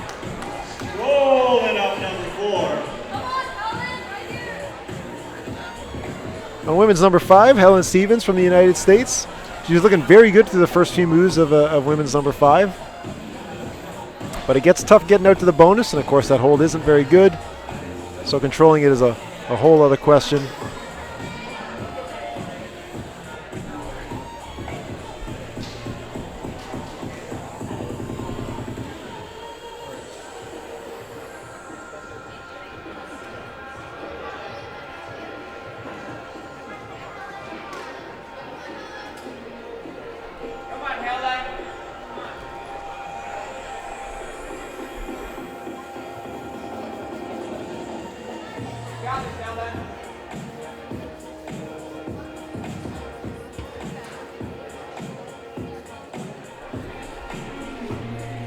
And hiding around the corner from me on men's number 5, Victor Manuel Armendariz from Ecuador, trying to get into the slab section of a very tricky final problem.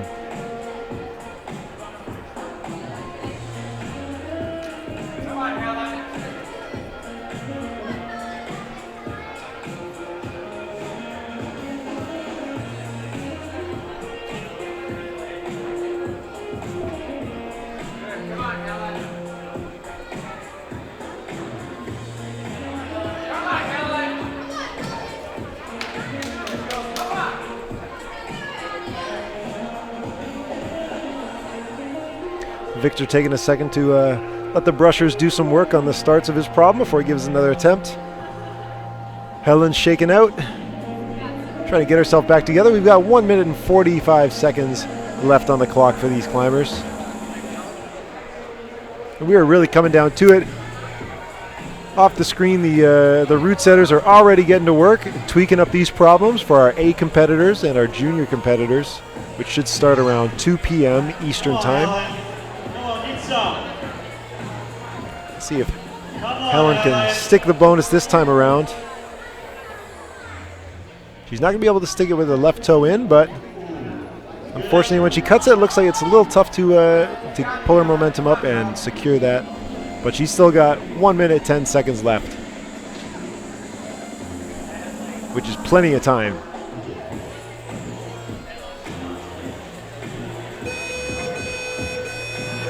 Good minutes. 1 minute. Come on, Victor. Helen. Gotta go.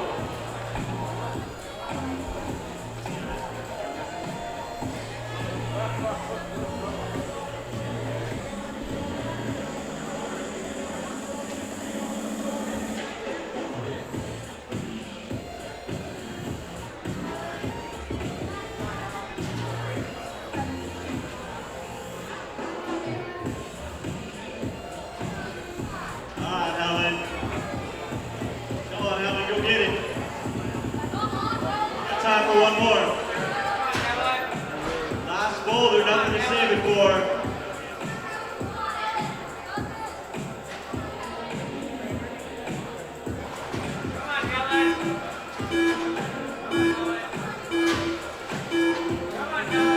Good efforts, Helen and Victor.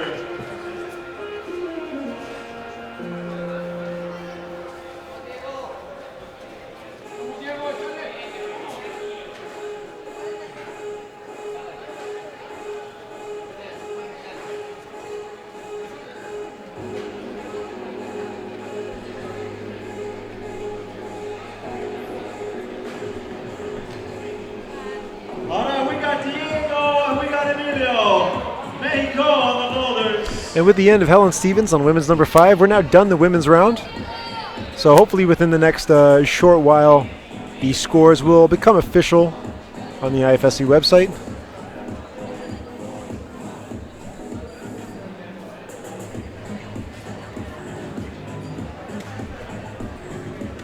For the boys, we got 2 young men from Mexico on the wall at the moment.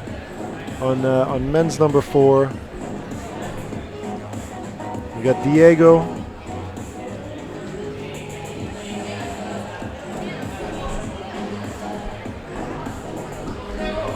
On men's number 5 should be Emilio.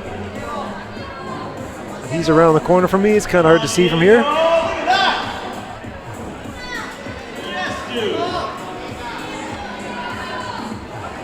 Diego's sticking the tough move around the corner, but that sloping pinch is not much fun. He's got lots of time to get back on it again. And Emilio entering the slab section of men's 5, where it all becomes about keeping your center of gravity over those feet, not letting yourself lean out too much. And you can see him so tentative on those footholds. There's really nothing there. But he's brave enough to step up on them. And he's just an arm away from the top. Let's see if he can lock this thing down. Second guessing. Let's see it, Emilio.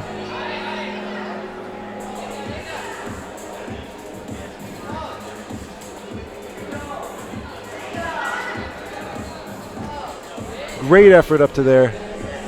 2 minutes and 40 seconds left on the clock. Still has a chance. Come on, Diego. Oh, going for a no-foot pull-up on men's number 4.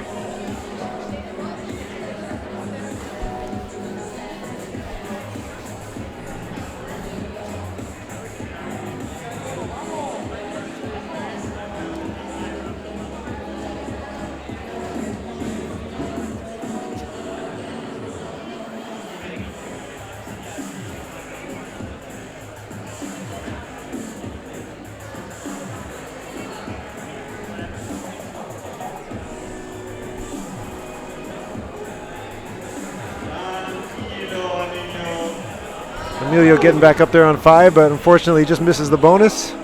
He achieved it previously, but unfortunately that next attempt won't go much further. We got 1 minute and 45 seconds left on the clock for these boys.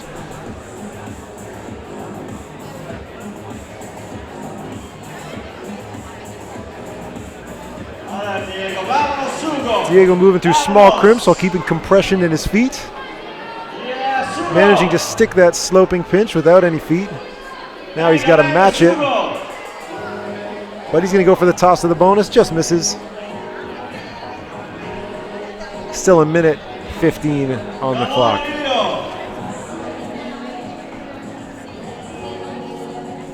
And Emilio back towards the top of number 5. Walking through those tiny little footholds. And let's see if he can get the top where he failed to before. Oh, so close. Just under 1 minute left to get this, to get these climbs done for these boys.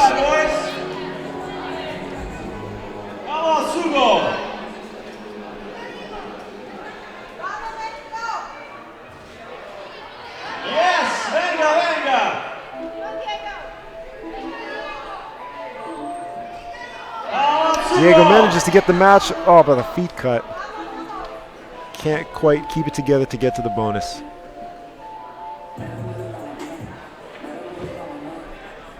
And certainly on his last attempt on men's number 5, Emilio Valdez Garduño getting so close to the finish. Let's see if he can stick this awful sloper. Come on, Emilio. Can't quite get it. Just shows you how bad that sloper is. Excellent work from these climbers. And we are really getting down to it. Just a handful of climbers left to take attempts on men's number 5. No more ladies climbing. 2 more gentlemen. Ethan Freudenheim down there on the end. Up on men's number 5, our final climber from the United States, Ethan Freudenheim.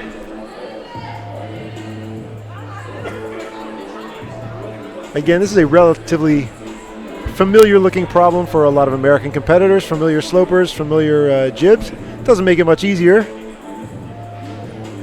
but at least they know what they feel like in their hands.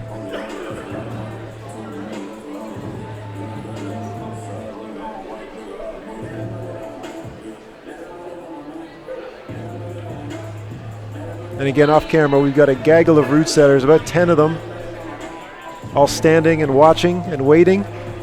They've been evaluating all these climbs as they go, trying to get a sense of the level of strength of this field. And they'll be using that information in their setting tomorrow for semifinals. But right now, they're just waiting for the climbers to finish up so they can pull out the drills and start tweaking all these problems to bring them up to grade for our A and junior competitors, who will start climbing around 2 o'clock. Which by my watch is going to be in about an hour and 45 minutes.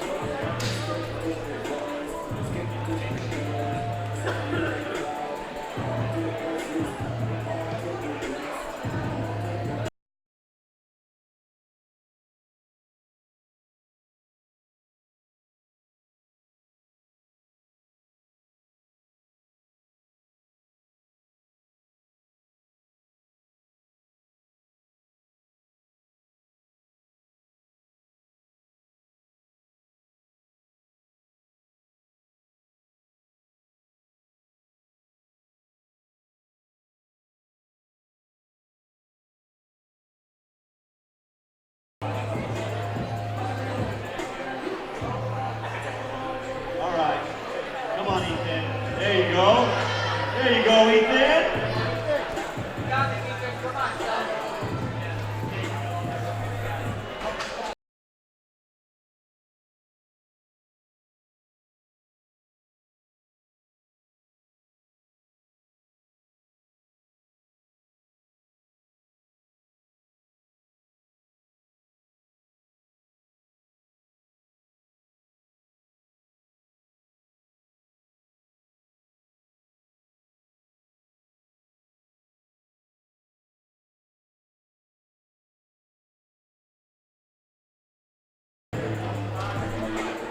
We're down to the final minute and 50 seconds for Ethan here on problem number 5.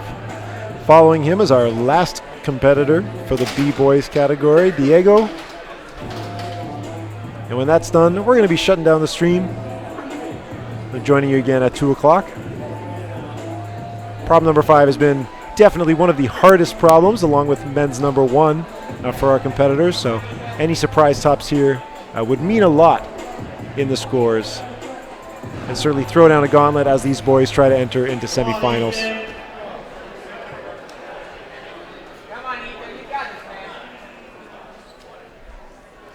You can already see on your screen ladders starting to show up.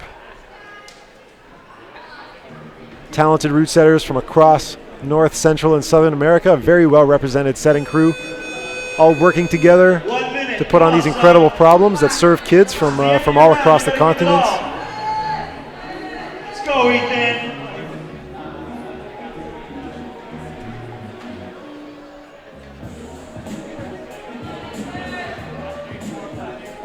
All right, come on now.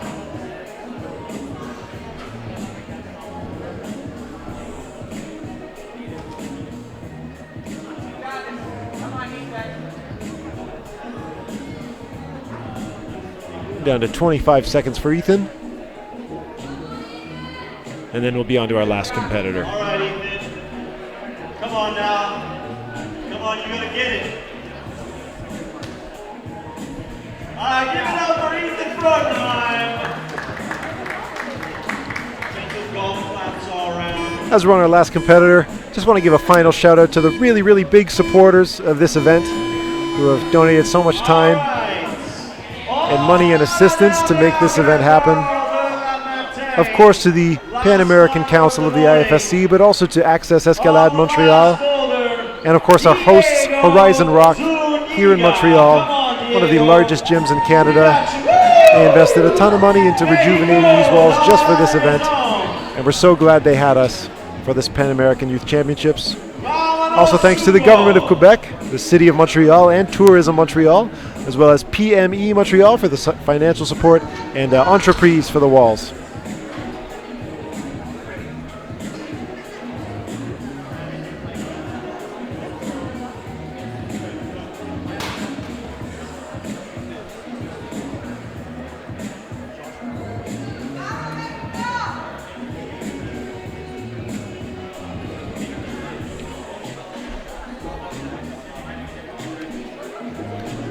And as we're down to our final climber, Diego Zuniga Gonzalez from Mexico.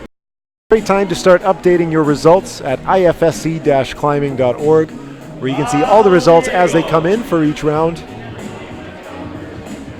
We haven't had a Pan American Championships since 2014, when our friends in Mexico City held the event. And so since then we haven't been able to really put the Canadians versus the Mexicans versus the Guatemalans versus the Americans. We've got 10 different countries here, and we haven't had a chance to have them climbing all together for 3 years, so it's really a treat to see everybody climbing on the same problems, seeing where we're all at and helping each other develop by pushing each other a little bit further in the fight to become Pan American champions.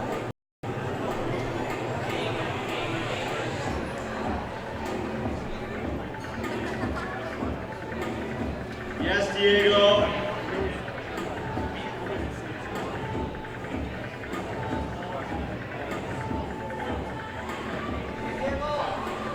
Come on, bro. Diego with 2 minutes and 50 seconds left on the clock, trying to work his way into the slabby, steppy section of problem number 5.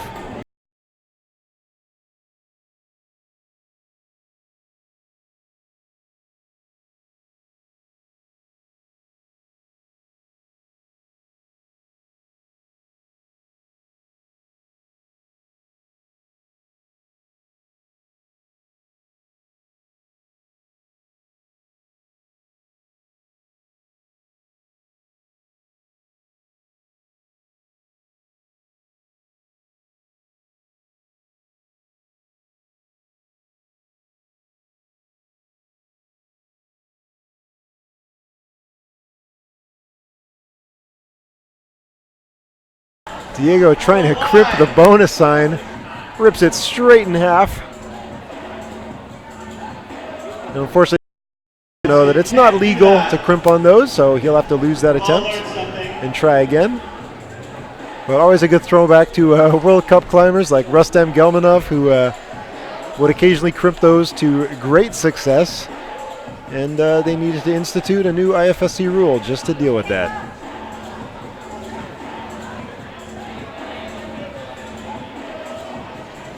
We'll see if Diego can reach that bonus. And again, one of the toughest problems on the circuit this morning. Men's number 5. Okay, Diego, you got 1 minute. 1 minute and a bit, brother. You got 1 minute and 10 seconds left on the clock. Just waiting to see you do this boulder.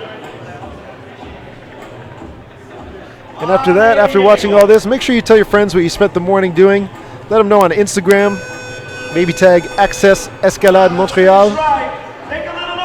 If you're on Twitter, also send it out to Access Escalade. On Facebook, forward them to the Access Escalade Montreal Facebook page or the Climbing Pan Am 2017 Facebook page.